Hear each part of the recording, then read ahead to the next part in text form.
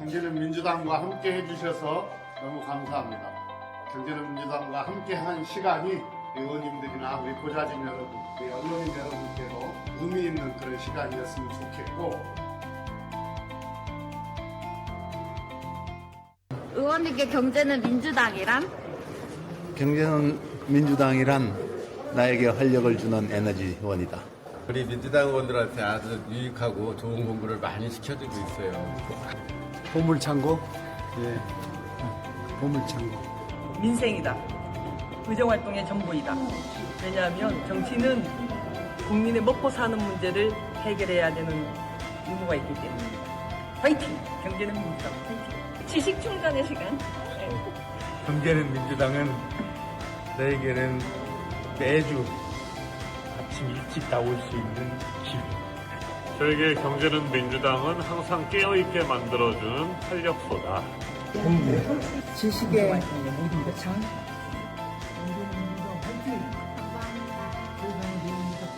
이거는 이제 당의 이미지를 바꿔내는 거고, 많은 의원들이 경제를 챙겨야 되는구나, 나도 공부해야겠구나라는 생각을 하게 만들었기 때문에. 경제는 민주당이 좋은 거는 너무 아주 중요한 내용들을 너무 쉽게 이렇게 현실적인 걸 가미해가지고 강의를 하다 보니까 아주 유익한 것 같아요.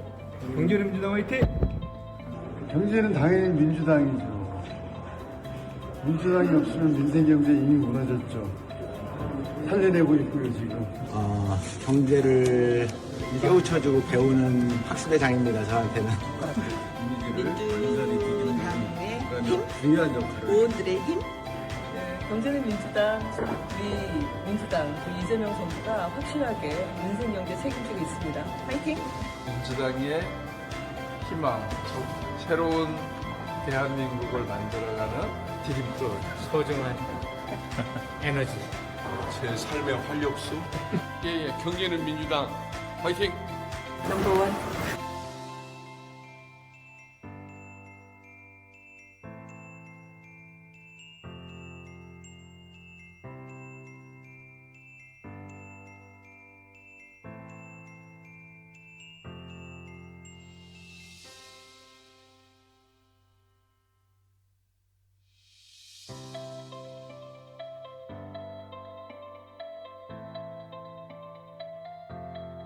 경제는 민주당과 함께 해주셔서 너무 감사합니다. 경제는 민주당과 함께한 시간이 의원님들이나 우리 보좌진 여러분, 우리 언론인 여러분께도 의미 있는 그런 시간이었으면 좋겠고, 의원님께 경제는 민주당이란? 경제는 민주당이란 나에게 활력을 주는 에너지원이다. 우리 민주당 의원들한테 아주 유익하고 좋은 공부를 많이 시켜주고 있어요. 보물창고? 예. 보물창고. 민생이다. 의정활동의 전부이다. 왜냐하면 정치는 국민의 먹고 사는 문제를 해결해야 되는 의무가 있기 때문입니다. 화이팅! 경제는 민주당 화이팅! 지식 충전의 시간. 경제는 민주당은 너에게는 매주 아침 일찍 나올 수 있는 길. 저에게 경제는 민주당은 항상 깨어있게 만들어주는 활력소다. 지식의 장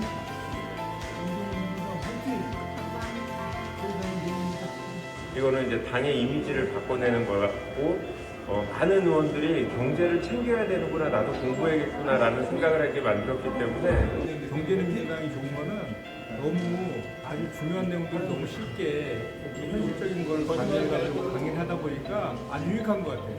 경제는 민주당 화이팅! 경제는 당연히 민주당이죠. 민주당이 없으면 민생경제 이미 무너졌죠. 살려내고 있고요, 지금. 경제를 깨우쳐주고 배우는 학습의 장입니다, 저한테는. 민주당의 힘, 중요한 역할을. 의원들의 힘. 경제는 민주당, 우리 민주당, 우리 이재명 선수가 확실하게 민생 경제 책임지고 있습니다. 화이팅! 민주당의 희망, 새로운 대한민국을 만들어가는 디딤돌. 소중한 에너지. 제 삶의 활력소. 예, 경제는 민주당 화이팅! 넘버원.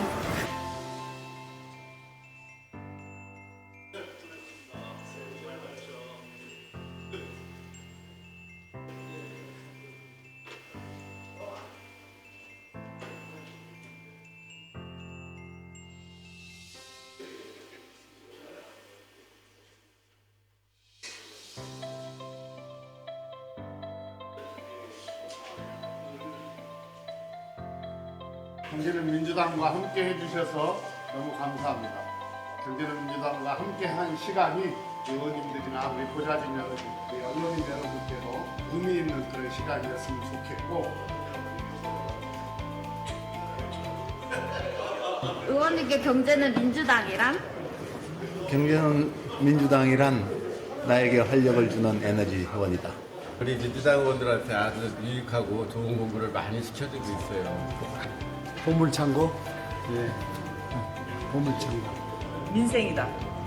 의정활동의 전부이다. 왜냐하면 정치는 국민의 먹고 사는 문제를 해결해야 되는 의무가 있기 때문에. 화이팅! 경제는 민주당 화이팅! 지식 충전의 시간. 경제는 민주당은 너에게는 매주 아침 일찍 나올 수 있는 길. 저에게 경제는 민주당은 항상 깨어있게 만들어주는 활력소다. 지식의 모든 것 장.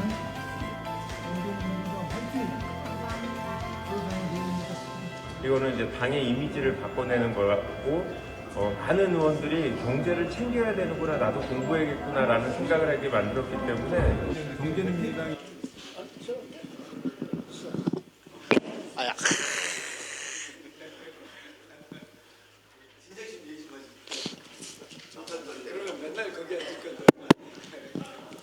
예, 반갑습니다. 김태년입니다. 서삼석 최고위원님도 오시고. 아, 그렇습니까? 예, 어서 오십시오. 막 오시네. CES 혹시 다녀오신 분 계세요?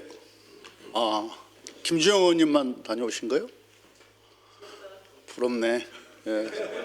저를 포함해서 이 자리에 오신 김주영 의원님을 제외하고는 올해 CES를 아무도 못 다녀오셨습니다. 물론 뉴스나 방송이나 또는 요즘 유튜브, 각종 유튜브 채널을 통해서 많이 보셨겠지만 그래도 참 가고 싶었어요. 근데 여건과 사정이 안 돼서 못 갔습니다. 그래서 오늘 그 아쉬움을 달래기 위해서 CES를 우리 경제는 민주당에서 CES에 특파원을 파견을 해가지고 돈 안 줬어요. 정밀 취재 및 분석까지 해가지고 오늘 경제는 민주당에서 발표를 뭐 장관님이 오셨네? 국토부 장관님이 오셨습니다. 바쁘실 텐데 감사합니다. 계속 이어가겠습니다. 그래서 오늘은 고태봉 IM증권 전무님, 우리 가끔 오셔서 강의해 주십니다. 올해 CES의 최신 기술 동향과 시사점에 대해서 말씀을 해 주시겠습니다. 오늘도 경제는 민주당과 함께 의미 있는 시간 되시기 바랍니다. 감사합니다. 김한규 간사님이 출세를 해버렸어요. 원내 정책 수석이 되신 바람에 오늘 회의하잖아요. 화요일 날 원내 대책회의 하잖아요. 그래서 오늘 못 오셨습니다.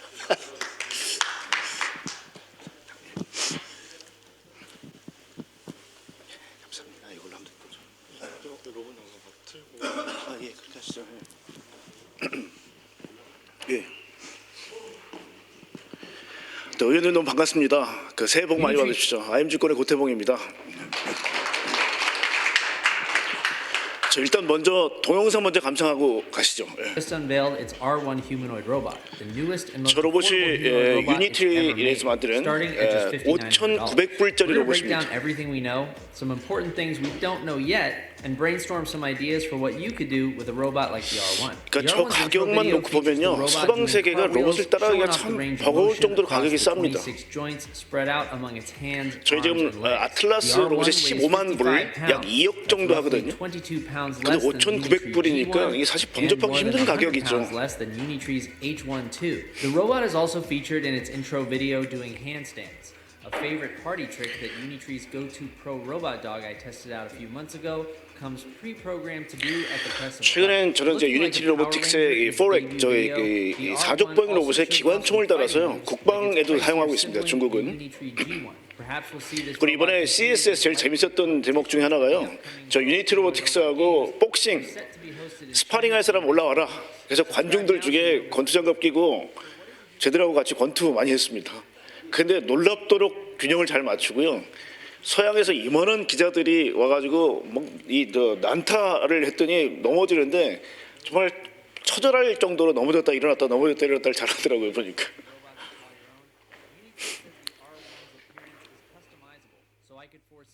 하여튼 저 5,900불짜리 로봇은 아마 이 중국이 진화해서 가장 가격을 싸게 만든 아마 로봇이 아닌가 싶고요. 저희가 안 그래도 이번에 로봇이 사실 어떻게 보면 거의 핵심 중에 핵심이었거든요. 그래서 하여튼 뭐 좀 설명을 좀 드리도록 하겠습니다. 저희가 이제 매번 이제 CS를 다녀올 때마다 당시에 이제 사회 환경이 어떤지에 대해서 약간 인트로를 좀 드리는데 이번 인트로는 하여튼 제목을 기술이 몸을 갖게 된 순간이다. 그러니까 피지컬 AI에 대한 부분이죠. 그러니까 피지컬은 말 그대로 물리 세계이고요. AI는 인공지능, 뇌에 해당되는 부분이니까 뇌가 몸을 갖게 됐다. 이런 의미입니다. 처음에 제가 이제 인트로를 넣은 부분이 정말 새해부터 이 히토리 때문에 시끄럽다라는 말씀을 좀 드리는데요. 미국이 베네수엘라 침공했는데 석유하고 가스는 너무 잘 알려진 부분이지만 이 보시게 되면 오리노코 강산이라는 데가 히토리가 굉장히 매장이 많이 되어 있습니다. 미국이 왜 이 베네수엘라 침공했을까라는 부분하고요. 그린란드는요 10개 지금 주요 히토리 광산 중에 2개가 그린란드에 있습니다. 왜냐하면 이게 선캄브리아기의 마그마의 활동에서 비롯된 게 히토리인데요. 빙하에 덮여있던 게 빙하가 녹으면서 드러났습니다. 그러다 보니 그린란드가 히토리의 보고입니다. 그러니까 나토의 핵심 국가인 덴마크령인데요. 덴마크령인데 불구하고 미국이 야, 그거 내놔라. 사실 이거는 서방 세계에서도 좀 균열이 있죠. 세 번째는 뭐냐면 2010년도에 또 일본과 미국이 히토리로 전쟁을 한번 벌였는데요. 또 히토리 가지고 이제 압박을 가하기 시작했죠. 2010년도 이후에 네오디뮴 같은 경히토리는 일본이 자급자족을 하거나 아니면 필리핀이라든지 다른 나라에 대해서 60% 정도를 채웠는데요. 중히토리는 여전히 100%입니다. 이게 중국에서 보면 200단계 연속 추출 공정이라 그래가지고요. 서방 세계는 지금 레귤레이션상 한 20단계에서 25단계 정도밖에 허용이 안 됩니다. 그러면 175단계 이 정도에서 중히토리가 추출됩니다. 근데 여기서 토륨하고 우라늄 같은 방사능이 엄청나게 나옵니다. 그래서 하여튼 중히토리는 중국이 아니면 구하기 어려운, 즉 리파이너리 공정이 중국에 다 있다는 거죠. 그래서 이번에 일본이 굉장히 많이 당하는데 아마 이게 제 생각엔 부메랑에 대해서 한국에 돌아올 수도 있는 게요. 한국에서 네오디뮴의 어떤 그 모터의 수입이 제일 많은 데가 일본입니다. 그러니까 일본에서 만약에 히토를 구하지 못하면 한국까지도 부메랑이 있을 수 있다라는 부분에서 좀 고민이 되는 부분이죠. 자, 이런 것들을 보면요. 당시에 기억나시겠지만 우리 에이펙 회담하기 전에 10월 달에 중국이 5가지의 중히토리를 규제했는데 그때 갑자기 미국이 무릎을 꿇었죠.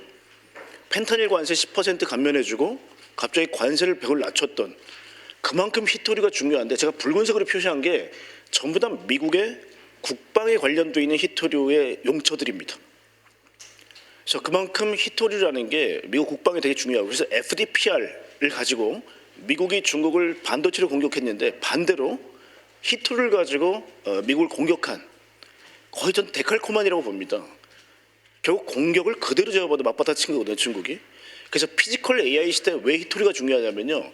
반도체를 가지고 뇌의 어떤 기능을 마비시킨 게 미국의 어떤 어택이었다면 반대로 몸뚱이의 핵심인 히토리를 가지고 괴롭히는 게 중국의 어떻게 반격이었다. 그래서 이 두 개가 앞으로는 피지컬 AI 시대 가장 중요한 서로의 공방이 될 개연성이 큽니다. 그래서 히토리는 저희가 반드시 좀 고민을 해야 될 부분이고요. 중국은 이미 굉장히 오랜 단계 동안 히토리를 내재화시켰고요. 이 부분에서 중국의 북방 히토라든지 중국 히토 집단이 경히토리와 중히토리를 각각 꽉 잡았다라는 부분 때문에 고민이 참 많습니다. 자, 그럼 도대체 왜 지금 이 피지컬 AI, CS를 하기 전에 히토리를 말씀을 드리냐면요. 보시는 것처럼 페라이트 자석, 일반 자석에 이론적으로는 10배에서 15배 정도 강성이 있습니다. 자성이 엄청나게 강해요. 그래서 이 히토리가 아니라면 로봇이 저렇게 춤을 추거나 복싱을 하거나 할 수 없습니다. 그리고 UAM 같은 기체가 저 무거운 기체가 하늘로 떠오를 수가 없습니다. 그래서 이 히토류는 물리세계의 어떤 법칙들을 거의 초월하는 힘을 발휘하는 게 히토리다라고 보실 수 있습니다. 자, 그리고 또 하나가 뭐냐면 이번에 CES에서 사실 많은 말씀을 드리고 싶지만 핵심은 뭐냐? 로봇의 부상입니다. 로봇.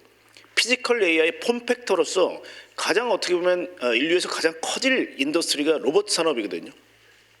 근데 로봇이 이 덱스트러스라고 그러죠. 사람의 손처럼 미력이 움직이려고 그러면요. 이 손가락 끝에 이런 마이크로 모터가 들어가야 되는데요. 여러분 악력, 건강검진 하시면 다 악력 테스트 하시죠? 아마 여기서 50 넘는 의원님이 많이 안 계실 것 같은데 이 강한 덱스트러스의 힘이 되려면요. 이 마이크로 모터의 힘이 굉장히 강해야 됩니다. 여기는 그 레어스 프리라고 그러죠. 히토류 회피 기술을 쓸 수가 없습니다. 히토류가 거의 대부분이다. 그래서 이런 부분 때문에 로봇이 앞으로 활성화된다면 이 히토리가 정말 중요해진다는 말씀을 좀 올리겠습니다. 자, 또 하나는 뭐냐면 우리가 텍타일 센서라고 해서 우리 인간은 참 촉각이 온몸에 다 도포가 되어 있죠. 그죠? 어딜 뚝 찔러도 간지럽거나 아프거나. 근데 로봇 같은 경우는요. 이 손끝에 텍타일 센서를 갖다 붙입니다. 그래야 아주 제가 봐도 예민한 것들을 구별할 수 있죠. 예를 들면 나중에 로봇한테 야 와인잔 좀 씻어라 했는데 만약에 텍타일 센서가 없다면 바로 그냥 콱 잡아서 깨트리겠죠. 그래서 이 촉각 센서도 역시 히토류의 자기장의 변화를 읽습니다. 그래서 로봇에는 히토류가 매우 중요하다는 말씀을 올리겠고요. 지금 이번에 LG전자도 차세대 먹거리로서 결국 액추에이터 앞으로 많은 얘기를 들으실 텐데요. 로봇을 딱 뚜껑을 딱 따보면요. 저는 액추에이터가 한 40개 정도가 몸속에 있습니다. 그리고 원가의 70%가 액추에이터입니다. 그래서 LG전자도 앞으로는 가전보다도 로봇이 더 커질 것 같으니까 액추에이터를 미래 먹거리로 내놨고요. 우리 한라그룹의 HL 만도 역시도 그렇고요. 뭐 공개는 안 됐지만 현대모비스 역시 차세대 먹거리로 액추에이터를 갖고 왔습니다. 이 액추에이터의 대부분이 모터가 들어가 있습니다. 안에. 모터를 보시면 안에 연구자석이 있고 그게 히토리입니다. 그래서 로봇 시대에는 히토리가 매우 중요해진다는 거고요. 밑에 보시게 되면 뭐 로봇이 날아다니죠. 그렇죠? 이런 물리세계의 어떤 법칙을 딛고 로봇이 날아다닌다는 강력한 액추에이터의 힘이 있다라는 말씀을 드리겠습니다. 자, 그래서 중국 제조 2025의 10대 산업에 인공지능 플러스 정책이 합치면서 신질 생산력으로 바꾸는 건 여러분 잘 아실 겁니다. 이게 결국 이번 CES 전시됐던 피지컬 AI하고 직결된다라는 말씀 드리겠고요. 그래서 결국 하고 싶은 게 뭐냐? 제조업 전쟁이죠. 우리 G2 미국과 중국의 경쟁은 지난번에 잠깐 언급드렸지만 기승전 패권 전쟁의 끝은 국방입니다. 대량 제조 능력, 생산 능력이 곧 무기를 만드는 힘이 될 거고요. 그래서 미국과 중국이 이 생산력 경쟁을 펼치는데요. 이 다크 팩토리는 말 그대로 사람이 한 명도 없을 때 소등을 할 수 있죠. 사람이 없으면. 불을 다 꺼도 공장이 돌아가는 걸 우리 다크 팩토리라고 얘기합니다. 이 다크 팩토리가 24시간 무인 공정이 계속되면 예를 들면 군사용 로봇, 언맨드 웨펀 시스템, 우리가 UWS라고 부르는 군사용 이제 대량 생산이 돼서 50만 대군, 100만 대군의 로봇을 만든다고 했을 때 제조 능력이 곧 국방 능력이 됩니다. 자, 그래서 미국이 속된 말로 굉장히 후달립니다. 지금 중국의 이 강력한 제조 설비에 반해서 미국이 안 되기 때문에 그럼 대한민국의 SOS를 청한 게 뭐냐? 결국은 제조를 대신 해달라는 겁니다. 보시면 우리가 지금 이 제조업 비즈니스 라운드테이블이라든지 마스가 같은 경우는 거의 대표적인 경우이죠. 그리고 또 하나가 뭐냐면 이 안드릴 코리아라고 들어보셨습니까, 여러분? 팔란티어가 국방에 관련된 두뇌라면요. 결국은 무인 무기를 만드는 가장 최초의 전선에 있는 애들이 안드릴입니다. 근데 안드릴이 언맨드 에어리얼 시스템, 무인 결국 이 항공기죠. 그 다음에 언맨드 서피스 베슬, 무인 수상정, 여기는 포함이 안 돼 있지만 한화하고 UUV, 무인 잠수정, 그 다음에 LIGX 무인 체계를 대한민국한테 만들어달라고 얘기한 거는 이건 미국 입장에서는 이 가장 최첨단인 무기를 대한민국에 위탁 생산하는 거거든요. 굉장히 중요한 의미가 있다는 거고요. 이번에 주인공 중에 주인공이 보스턴 다이내믹스의 아틀라스였습니다. 근데 이 로봇을 여러분 히스토리를 보시게 되면요. 처음에 날파라고 해서 미국 국방부에서 만든 로봇이고요. 여기서 스피노프를 한 게 보스턴 다이내믹스라는 회사입니다. 그래서 처음에 R&D 예산이 워낙 많이 들기 때문에 거의 기법했죠. 그때 구글이 인수했고요. 구글의 AI 엔지니어들과 메커니컬 엔지니어들이 사이가 안 좋다 보니까 헤어졌습니다. 그래서 일본 맹방이죠. 소프트뱅크에 갔다가 소프트뱅크 역시도 너무 돈이 많이 드니까 포기했습니다. 그래서 결국은 누굴 찾을까 원매자를 찾았는데 중국 애들이 손을 들었죠. 근데 국방 무기화될 수 있기 때문에 적성국에는 줄 수 없다. 그래서 결국 산 게 현대자동차입니다. 결국 이 아틀라스 역시도 군용 무기로 전용될 수 있다라는 거고요. 기술을 한국에 전격적으로 오픈을 못하는 이유도 방산 업체로 지정되어 있습니다. 그래서 그만큼 대한민국의 제조가 중요하다는 거고요. 그러니까 제가 지난번에도 말씀드렸지만 저희가 GDP의 약 25%가 제조업인 나라가 대한민국입니다. 26%가 중국입니다. 결국은 피지컬 AI 시대 왜 대한민국이 다시 한번 구군이 흥할 수밖에 없느냐라는 부분은 이 결국 제조업이 아직까지는 살아있다라는 부분입니다. 자, 제가 일단 쓰는 장표 중에 미국에서 결국 자기들이 한탄하는 거죠. 왜 미국이 이렇게까지 됐느냐라는 장표 중에 제일 어떻게 보면 이 직관적이어서 제가 맨날 쓰는데요. 미국에서 배 한 척 만들 때 중국은 230척을 건조합니다. 여러분 생각해 보시죠. 우리 남중국해에서 만약에 해군끼리 붙었을 때 230척을 건조할 때 미국은 한 척밖에 건조를 못한다. 이건 해군력에서 완전히 열세가 되겠죠 앞으로. 결국은 마스크와 같은 정책이 됐던 이유가 바로 거기에 있습니다. 그래서 제조 능력이 곧 국방 능력이라는 생각이 좀 들고요. 그래서 지금 현대자동차도 지금 미국 쪽에 거의 자동화된 공장을 만들고 있고요. 단 하나 바틀렉, 즉 병목 공정이 의장 공정이라는 건데 거기다가 이 아틀라스 로봇을 투입하겠다는 게 가장 최신 뉴스입니다. 자, 그래서 저희가 생각하기에 CS 시작하기 전에 왜 이렇게 말씀드리냐면 우리가 이 깐부 회동으로 대표되는 미국과 한국의 어떤 이런 이 협력 관계가 앞으로 피지컬 AI 시대는 매우 중요하다라는 말씀을 드리겠습니다.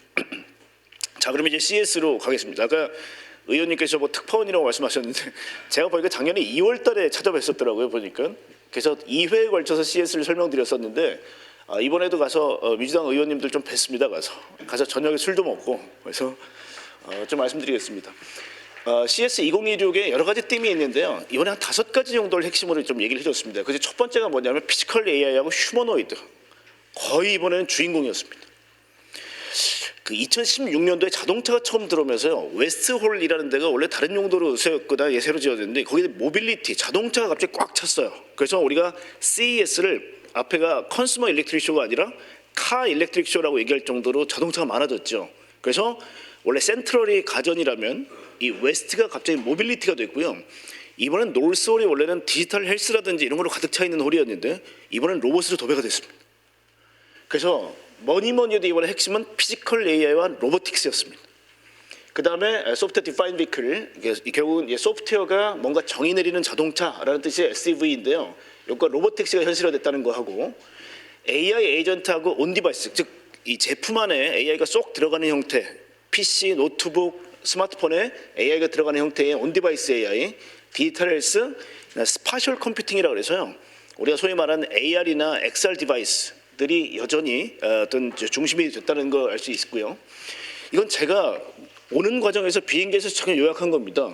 일주일 동안 CS를 쭉 견학하고 보면서 느꼈던 점들인데요. 조금 빠르게 설명을 드리면 첫 번째는 아까도 아마 이 동영상을 보셨지만 로봇은 거의 70%가 저는 중국이었다고 봅니다. 중국의 로봇이 정말 무섭게 들어오고 있는데요. 중국의 국가자본주의, 중국 제조 2025에 10년 동안 지켜본 결과 모든 밸류체인들을 전부 다 섭렵했습니다. 그러니까 국가가 디자인을 해서 10년 동안 정말 체계적으로 갖고 온 게 이 피지컬 AI입니다. 정말 두려웠다는 생각이 듭니다. 왜냐하면 서방 세계가 과연 중국의 국가자본주의에 맞서서 싸울 힘이 있을까 지금. 미국은요, 예를 들면 중국하고 한판 싸워야 된다 그러면 자본시장에서 돈이 엄청나게 몰립니다. 예를 들면 스킬드 AI 같은 회사는 세워진 지가 지금 2년도 안 됐는데 벌써 15조가 넘었어요, 이 밸류가. 그러니까 필요하다 싶으면 돈이 엄청나게 모입니다. 그래서 어떤 기업 자본주의 혹은 시장 자본주의의 힘과인데 저희 같은 나라는 결국은 얼라이언스로 갈 수밖에 없다. 한국의 힘을 뭉치지 않으면 결국 맞서 싸우기 어렵다라는 겁니다. 그 또 하나가 뭐냐면 중국 기업에 대해서는 엔티티 리스트에 들어가 있는 뭐 DJI라든지 화웨이 같은 업체는 가지도 못하죠. 그리고 이번에 비자도 제한한 걸로 알고 있습니다. 그래서 900여 개의 중국 기업들이 나왔는데요. 미국 다음에 두 번째였고요. 한국이 800여 개로 세 번째였습니다. 막아도 이 정도 들어옵니다. 중국은. 그러니까 만약에 미국이 아니라 이게 중국 본토였으면 어마어마한 로봇 회사들이 나왔을 겁니다. 결국은 한국의 역할론이 부상됐다는 건요, 저만 느끼는 건 아니었습니다. 미국이 제조를 하려면 한국이라는 파트너가 없으면 쉽지 않겠구나라는 생각을 하게 됐던 CES였다라는 생각이 들고요. 또 하나는 우리가 인공지능에 대한 새로운 해석인데요. 지금까지는 노동의 소외를 불러일으키는 게 AI 아니냐라는 생각들이 있었는데, 이번에 제가 느낀 게 캐터필러라든지 아니면 두산 밥캣에서 이 미디어 데이를 하는데 이런 얘기를 하더라고요. 2031년까지 광부의 고령화로 인해서 한 60% 정도 은퇴를 한다는 거예요. 그러면 광업 자체가 없어질 수도 있다. 그래서 결국 무인 굴삭기라든지 무인 덤프트럭이 없으면 업 자체가 사라진다는 겁니다. 그래서 결국은 동료 위상으로 AI가 승격되는 움직임도 있었습니다. 그러니까 이 부분은 저희가 다시 한번 생각해 봐야 할 거죠. 왜냐하면 대한민국도 인구가 계속 소멸되고 있기 때문에 결국은 3D 업종에서는 AI의 적극적 활용이라는 게 그 업을 살리는 데는 좀 도움이 될 수 있겠다는 생각입니다. 또 하나는 인공지능이 명령을 내리는 시대가 되면 몸뚱이는 인공지능 말을 잘 듣도록 하는 소프트웨어 디파인 에브리띵으로 바꿔야겠다. 이게 한국의 삼성전기나 대덕전자나 아니면 LG이노텍 같은 EE 아키텍처라고 그러죠. 우리 전기전자를 다루고 있는 업체들한테는 굉장히 중요한 변화입니다. 실제로 이번에 많은 업체들이 나와서 야, 너네 SX 만들고 싶으면 우리가 도와줄게. 이런 경우 몸뚱이를 바꾸는 행위들이거든요. 이 역시도 중국 기업들이 워낙 제가 봐도 많이 돼 있기 때문에 아마 이 맹방들끼리는 야, 그래도 이게 좀 석연찮은데 그래도 우리 편하고 하고 싶다라는 생각들이 있을 수밖에 없습니다. 거기 들어가는 게 아마 이런 변화일 거고요. 또 하나는 뭐냐면 이번에 CES가 컨슈머 일렉트릭 쇼인데요. 컨슈머보다 이제는 B2B가 더 강화됐다. 어떤 얘기냐면요, 다 오픈되어 있던 개방형에서 야, 아무나 들어오지 마라고 막아놓은 폐쇄형이 되게 많았어요. 그 얘기는 뭐냐면 프라이빗 부스를 만들어 이번에 삼성 같은 경우도 한 호텔로 옮겼고요. 엔비디아도 마찬가지 한 호텔로 옮겼습니다. 그리고 LG 이노텍 같은 회사들도 센서를 만드는 회사인데 전부 다 개방해놨다가 이번엔 전부 다 폐쇄형으로 바꿨습니다. 그래서 그게 결국은 B2B로 가면서 이제는 CS가 아니라 BS가 아닐까라는 생각도 드는 거죠. 그 또 하나는 뭐냐면 기술 동맹의 중요성이 부각됐는데 CS의 정말 알맹이들은 미국의 M7을 비롯한 핵심 테크 기업들이었다. 그래서 예를 들면 이런 거죠. 레노버가 발표를 했는데 레노버 밑에 있는 레노버에서 소개하는데 엔비디아 젠슨 황, AMD 리사수 이런 분들이 전부 다 연사로 나와서 발표를 했다는 겁니다. 그래서 껍데기는 누구라도 결국은 전부 안 들어간 알맹이는 미국 기업들이었다라는 생각이고요. 또 하나는 이제 엔드-투-엔드 AI를 앞으로 많이 들어보실 겁니다. 이 부분에서 데이터 is everything이라는 의미가 어떤 거냐면요. 원래 AI의 3대 요소는 데이터, 컴퓨팅 파워, 그다음에 알고리즘 이 세 개가 3대 요소입니다. 근데 엔드-투-엔드는 어떤 기술이냐면요. 데이터를 집어넣고 강력한 컴퓨팅 파워에 데이터만 집어넣으면요. 알아서 패턴이 결정됩니다. 알고리즘 필요 없이 데이터와 컴퓨팅 파워만 가지고도 알고리즘이 결정됩니다. 이게 결국 이 기술로 채택되면서 이제는 인간이 룰 베이스, if죠. 만약에 뭐 하면 뭐 해라, 뭐 하면 뭐라라고 일일이 다 타이핑 치거나 코딩하던 시대가 지났다는 겁니다. 그래서 결국 데이터가 가장 중요하다. 이거는 후발주자인 대한민국에도 굉장히 큰 임플리케이션입니다. 대한민국 국민들이 이 데이터를 모아줄 때 하나가 돼야 된다는 겁니다. 이건 특히 의원 여러분들이 많이 도와주셔야 될 부분입니다. 자동차가 됐든 로봇이 됐든 결국 이 데이터가 모일 때는 굉장히 양질의 데이터가 모일 수 있도록 여러분이 제도적으로 만들어 주셔야 됩니다. 이 부분. 그래서 이런 부분이 일단 중요한 거고요. 그 다음에 또 하나가 이제 제가 제일 고민했던 부분이 이 부분입니다. 이념과 체제 동질성이 경제적 이득보다 앞설 수 있을까? 여러분 이 부분은 뭐냐면 아무리 맹방이라도 가격이 비쌀 때 과연 중국을 배제하고 이 나라하고 손잡을 수 있을까라는 고민이 됐습니다. 왜냐하면 아까도 보셨지만 15만 불짜리 로봇과 5,900불짜리 로봇, 테슬라도요 2만 5천 불짜리 가장 싼 차를 만들겠다고 호언장담했다가 갑자기 9,700불짜리 BYD 차가 나오면서 일론 머스크도 포기했습니다. 야, 이거 1년에 2천만 대를 세상에 뿌릴 계획을 갖고 있었는데 야, 어떻게 로봇으로 99% 생산하는 자동차보다 인간이 조립하는 중국 자동차가 더 싸냐? 이게 더 이상 못하겠다. 결국은 접어버립니다. 2천만 대를. 그러니까 그게 무슨 얘기냐면 고민이 된다는 겁니다. 서방 세계 국가들이 예를 들면 로봇에 진출을 해야 되겠는데 아예 가격표가 다 붙어 있었다니까 이번에. 야, 9,700불 도대체 어떻게 이번에 5,900불에 어떻게 로봇을 만들어? 아예 그냥 이 시장에 뛰어들 의욕 자체도 제가 말살시켜 버린다는 거죠. 이게 참 고민이 됐던 내용입니다. 그다음 또 하나는 뭐냐면 중국이 미국 브랜드를 많이 샀죠. 이번에 웨스팅포인트라는 회사도 웨스팅하우스라는 회사도 중국이 샀습니다. 미국의 핵심 기업들을 중국이 참 많이 샀는데 그 브랜드가 여러분 기억하시겠지만 IBM의 싱크패드, 그다음에 모토로라 다 망했다고 생각하시죠? 이 브랜드를 중국이 사갔는데 중국 애들에 대한 배타심이 있지만 이 브랜드는 자기 브랜드 같거든요. 그러니까 미국에 페네트레이션 할 때 큰 도움이 됐던 게 이런 브랜드들입니다. 지리자동차가 미국에 들어간다? 굉장히 거부감이 있을 텐데 볼보? 거부감이 별로 없어요. 그래서 분명히 헐값으로 팔았을 때는 야, 중국 애들이 사갔구나, 좋았다인데 지금 와서 생각해보니 이 브랜드를 달고 중국 애들이 직접 들어올 수 있다는 겁니다. 뭐 이런 것들 좀 고민이 좀 됐고요. 방위산업은 유일하게 신뢰 자본이 더 큰 비즈니스인데 대한민국이 적극적으로 좀 들어가야 되겠다는 생각했습니다. 뭐 이런 것들을 한번 읽어보시고요. 1번 CS로 넘어가게 되면 결국 말씀드렸지만 BS, 비즈니스가 훨씬 더 컸던 B2B의 성격이 굉장히 강했다라는 거고요. 자, 이번에 보시게 되면 여기가 이제 웨스팅하우스입니다. 자, 보시면 1886년부터 우리가 소비자 가전에 미국의 친구였다. 인데 지금은 칭화동방이라는 회사로 넘어갔습니다. 우리는 웨스팅하우스라는 미국 브랜드라고 생각하고 있지만 중국 기업이 된 거죠. 센트럴 딱 한가운데 있었는데 이걸 보고서 굉장히 많은 생각이 들더라고요. 야, 미국 기업이 중국에 넘어가서 이 브랜드를 가지고 미국에 팔리는구나. 자, 그리고 삼성이 드디어 센트럴관에서 떠났습니다. 일본, 미국 중심이 됐던 기업들이 다 이 센트럴관을 떠났는데 이제 LG 하나 외롭게 버티고 있습니다. 대한민국 기업 중에. 보쉬, 파나소닉, 소니 전부 다 소비자 가전 안 합니다 이제. 그러면서 중심이 된 게 하이센스, 드리미 같은 TCL. 여러분 중국에서 애들 1등 기업일까요? 하이얼이 1등 기업입니다. 안 나오잖아요 지금. 그러니까 제가 작년에 똑같은 말씀드렸죠. 대한민국은 전교 1등서부터 5등까지 다 나갔는데 중국은 반에서 2등, 3등 하는 데 나왔는데도 우리가 발렸다. 하이센스는 특히 이번에 굉장히 큰 부스를 크게 만들었고요. TCL도 역시 마찬가지로 삼성이 없는 센트럴관에 중국의 힘을 여과없이 가시했다.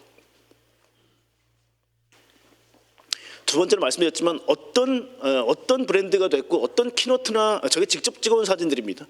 어떤 키노트가 돼도요. 보시게 되면 엔비디아, 마이크로소프트, 구글, 알맹이는 다 미국 빅테크였다는 겁니다. 오늘 제가 말씀드릴 내용에서 엔비디아가 참 많습니다. 왜 그러냐면 엔비디아가 대한민국에 시사하는 바가 매우 큽니다. 그래서 보시는 것처럼 누가 주인공이었던 백본은 미국 기업이더라라는 겁니다. 물론 중국 기업도 미국 백본으로 들어왔습니다만은 중국 본토 내에서는 화웨이라든지 중국 기업들이 많습니다. 바이두라든지. 그래서 이게 결국 서방 세계에는 결국 미국 백본에서 자유로울 수는 없었다라는 거고요. 자, 그러면 탑다운이 그랬다면 바텀업으로 한번 볼까요? 엔비디아가 이번에 제슨 토르라고 그래서 야, 엣지 디바이스는 우리 거 넣어야지. 엣지 디바이스라고 하면 자동차 한 대, 로봇 한 대에 어떤 것들이 인베디드 되어 있냐의 의미입니다. 제슨 토르라는 걸 내놨고요. 여러분 잘 아시는 이제 블랙웰 베이스로 만들어진 거죠. 그랬더니 이걸 쓰는 애들이 이렇게 많은 거예요. 이렇게 많은데요. 파트너의 타입이 굉장히 많죠. 대한민국도 이번에 깐부회동 이후로 엔비디아하고 아주 결탁해서 아주 친한 친구가 됐는데요. 제가 이번에 쭉 돌면서 각 부스마다 이런 팻말이 하나씩 다 있더라고요. 이게 뭐냐면 엔비디아의 파트너라는 겁니다. 제가 많이 찍어왔습니다, 이 사진을. 그러니까 결국은 엔비디아에서 자유로울 수 없다. 왜냐하면 피지컬 AI의 디바이스나 아니면 하드웨어는 대부분 다 엔비디아 걸 사용하고 있습니다. 그래서 이런 엔비디아로부터 자유로울 수 없었다는 생각이 좀 들었고요. 자, 기승전 로보틱스라고 말씀드렸죠. 전부 다 찍어온 사진들이 다 중국산입니다. 중국산 로봇인데 반가운 로봇이 좀 있죠. 이 미국 로봇일까요? 한국 로봇일까요? 참 애매하죠, 그죠? 근데 우리가 현대자동차가 1조 주고 샀습니다, 이 회사를. 근데 어제도 제가 기자들한테 통화를 많이 한 게 센터님 40조예요, 50조예요? 기업 밸류가? 지금 버선다믹스하고 가장 경쟁 관계에 있는 회사가 테슬라의 옵티머스하고요. 피규어 AI라는 회사의 피규어 제로 3라는 로봇입니다. 이게 좀 말씀드리자면 밑에 로코모션이라고 해서요. 이동부가 있습니다. 중국산 로봇이 저렇게 화려하게 움직이는 이유는요. 이 이동부가요. 거의 인간의 본능처럼 움직여요. 무슨 얘기냐면요. 밸런스, 균형을 유지하는데 모든 총력을 집중하고 있습니다. 여기. 그래서 툭 하고 발로 타면 이게 중심을 잡으려고 계속 이렇게 비틀비틀 하죠. 이 중심을 잡는 게 인간의 본능처럼 만들어 놨어요. 그래서 뭐 이 건툴러더라도 때려도 넘어지다가 다시 이 중심을 잡거나 왜 로봇들은 사람들이 자꾸 발로 찰까 이렇게 밸런스를 얼마나 잘 유지하는지 보라는 겁니다. 이렇게. 자, 그런데 위에 있는 부분은 매니플레이션 부라 그래서 작업부예요. 작업부. 여기는 굉장히 디테일한 컴퓨팅 파워가 들어갑니다. 이 두 개가 결합되어 있는 회사가 거의 없어요. 왜 중국산이 춤만 출까? 왜 작업을 하지 않을까? 작업은요 엄청나게 어렵습니다. 그래서 작업을 잘하는 로봇은 대부분 마네킹처럼 밑에가 고정되어 있거나 아니면 바퀴 타입, 휠 타입이죠. 그래서 렉 타입으로 다리가 움직이면서 같이 손을 움직이는 애들이 되게 드물어요. 그 두 개가 결합되어 있는 회사가 몇 개 없습니다. 세계에. 그 중에 하나가 테슬라 옵티머스, 아까 얘기했던 피겨 제로 3, 그 다음에 여러분 보스턴 다이내믹스의 아틀라스입니다. 그래서 이 로봇은 매우 좀 이게 소중한 로봇이다. 그 나머지는 세계 보면 대부분 다 댄스를 추거나 보세요. 이렇게 팔을 움직이는 손이 굉장히 자세하게 되어 있는 애들은 밑에가 휠 타입으로 되어 있죠. 그리고 이런 로봇들은 딱 봐도 손이 전부 다 그냥 고정되어 있습니다. 이렇게. 그래서 이런 로봇도 탁구를 치고 있는 로봇이지만 밑에가 바퀴로 되어 있죠. 그래서 이 두 개가 같이 결합되어 있는 경우는 많이 없다. 그래서 이동부와 작업부가 연결되는 과정을 여러분이 목도하고 계신 거예요. 아마 내년도가 되면 걷고 뛰는 녀석 중에 손도 잘 움직이는 애들이 나올 겁니다. 분명히. 이 과정이 계속 진행되고 있다는 겁니다. 그래서 여러분 로봇 정책을 하실 때 저도 계속 그렇게 얘기를 하고 있는데요. 복잡도가 높은 데서 낮은 데는 갈 수 있지만요. 낮은 데서 높은 데 가는 건 쉽지 않습니다. 그래서 뭐 이 휴머노이드라는 이 폼팩터는 어렵기만 하지 필요 없어요라고 말씀하시는 분이 있으면 그거 하고 나서 얘기해라고 말씀하십시오. 즉 휴머노이드가 되면요. 밑둥을 바퀴로 연결하는 건 어렵지가 않습니다. 근데 반대로 바퀴에 의존하고 있는 로봇이 다리를 달리는 건 너무너무 어려워요. 그래서 대한민국은 높은 수준을 달성하고 나서 쉬운 걸 가야지 쉬운 것만 하면 높은 데 못 갑니다. 그러니까 저도 로봇 포럼에 가서 늘 말씀드리는 게 뭐냐면 센터 쓸데없는 얘기 하지 마. 뭐 밑에는 고정시켜도 상관없고 바퀴로 달아도 상관없어. 얘기하시는 분이 너무 많아요. 근데 그게 아닙니다. 폼팩터로서는 완벽한 휴머노이드를 만들어 놓고요. 더 값싼 저렴이 버전으로 밑에 바퀴를 연결하는 거는 괜찮습니다만은 이 두 개를 연결하는 게 너무 어렵습니다. 그래서 그렇게 정책을 채우는 게 맞다는 생각이 들고요. 로봇을 딱 뜯어보면 70%가 아까 제가 히토류 말씀드렸을 때 말씀드렸던 액추에이터입니다. 액추에이터는 가운데 모터가 들어가고요. 감속기가 들어가고 인코더가 들어갑니다. 인코더는 모터가 10만 분의 1 돌아갔을 때 그 바퀴 수까지도 이 분해능이라고 해서 측정할 수 있는 반도체라고 보시면 되고요. 왜 리듀서는 회전 운동을 왕복 운동이라든지 근력 운동으로 바꿔주는 행위입니다. 그래서 이 세 가지가 컴바인된 게 액추에이터인데요. 보시는 것처럼 이번에 중국 기업들의 액추에이터 어마어마하게 들고 나왔습니다. 이걸 보고 한국의 액추에이터 기업들이 이 가격, 이 성능에 우리께 과연 팔릴 수 있을까는 공포를 느꼈을 것 같아요. 제가 보기에는. 이게 WRC 중국에서 열리는 월드 로봇 이 컨퍼런스가 보시면요, 이 액추에이터가 어마어마하게 많이 나와 있습니다. 이게 지난 10년 동안 얘들이 중국 제조 2025를 하면서 일본 따라잡겠다고 만든 겁니다. 원래는 일본의 하모닉 드라이브라는 회사가 전 세계 거의 과점 상태였거든요. 거의 95% 수준까지 따라왔습니다. 중국이. 근데 가격은 반값도 안 해요. 그러니까 테슬라 옵티머스도요. 지금 산화 자원이라고 해서 뜯어보시면 70%가 중국산입니다. 지금 옵티머스도. 그게 왜 중국의 히토류가 그렇게 무섭냐. 가격을 미친 듯이 싸게 만들 수 있거든요. 그래서 로봇 시대가 됐을 때 히토류라는 게 그만큼 중요하다는 말씀을 좀 드리겠고요. 한국은 지금 아직도 야구 글러브를 쓴 것처럼 손이 두툼합니다. 이번에 아마 보셨겠지만 맥스얼라에서 가보신 분들이 있을 텐데요. 되게 아주 두툼한데 중국 애들은 벌써 진화를 3세대까지 했어요. 사람 손만 합니다. 그러니까 이렇게 계속 발전되고 있다. 그리고 많은 부품들이 중국산으로 들어와 있었다. 이건 분명히 대한민국에 있는 기업들도 유혹을 느낄 겁니다. 사다 쓰면 싼데 굳이 만들어야 돼? 여기에 대한 고민이 있을 수밖에 없습니다. 자, 그래서 대한민국이 저는 참 2017년부터 대한민국은 어벤져스로 가야 된다라는 말씀을 많이 드렸는데요. 진짜 어벤져스로 나왔어요. 이게 맥스 얼라이언스입니다. 산업통수부가 참 오래간만에 참 좋은 정책 펼친 것 같습니다. Manufacture AI Transformation Alliance라는 뜻입니다. 맥스 얼라이언스는 제조업을 하나로 뭉치자. 그중에 휴머노이드 분과죠 여기가. 그래서 보시게 되면 뭐 투모로우 로보틱스라고 해서 이제 장병탁 교수 서울대 AIS 원장이시죠. 이 양반이 만든 투모로우라든지 특히 한재권 교수가 만든 지금 A 로보틱스, 그 다음에 로보티즈 김병수 대표가 있는 로보티즈 이런 기업들이 많이 나왔고요. 특히 부품도 참 많이 나왔습니다. SBB 테크라든지 대한민국에서 이번에 어떤 느낌이 들었냐면 아마 많은 의원님들 여기 가셔서 아마 좀 국뽕이 느끼셨을 겁니다. 아니 놀스관을 갔더니 그냥 다 중국인데 저 귀퉁이에 이렇게 맥스얼란스라는 게 크게 있고요. 딱 봤더니 대한민국에 뭉쳐 있는 겁니다. 아마 많은 서방 세계의 기자들이라든지 참관인들도 중국만 쭉 보다가 갑자기 대한민국에 뭉쳐 있는데 제법 잘해요.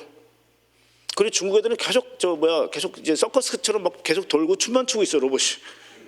근데 여기서는 되게 진지하게 작업을 하고 있잖아요 지금, 그죠? 좀 재미는 없었지만 뭔가 묵묵하게 일하는 모습. 이게 아마 대한민국이 지금 아직까지는 좀 부족하지만 힘을 합쳐서 가면 반드시 할 수 있다는 생각이 좀 들었습니다. 그래서 이 맥스얼란스는 굉장히 저는 바람직한 모델이다라는 생각이 들고요. 휴머노이드뿐만 아니라 자율주행이라도 이런 쪽도 이런 움직임으로 가는 게 맞다고 봅니다. 왜냐하면 중국에 맞서서는 우리가 뭉칠 수밖에 없습니다. 굉장히 바람직한 변화였다고 생각되고요. 자, CTA가 얘기했던 변화가 소프트웨어가 하드웨어가 되게 큰데 하드웨어의 변화보다는 소프트웨어가 훨씬 더 빠른 속도로 성장하고 있다는 것들을 얘기를 해줬고요.